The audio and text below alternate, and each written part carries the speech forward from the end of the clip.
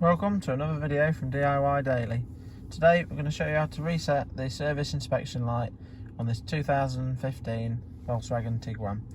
Now, all we're going to need to use is the ignition, the brake pedal and the little zero set button there as well.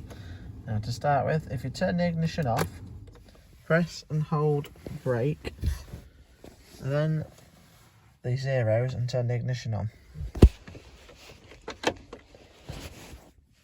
Now that we've done that, you can release the zeros and the brake and you get the message there, and you can select using the OK button on the stalk. Okay, and that's the service reset. Some models, if you've got the options on the steering wheel, you'll use the OK on the steering wheel to do it.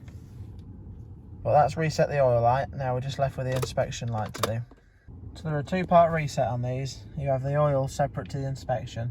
We need to do the same procedure again, but all we're going to do this time is press the hazard lights, switch hazard lights on as well, turn the ignition off, press and hold the zero button and the brake pedal, and then turn the ignition on with all them together.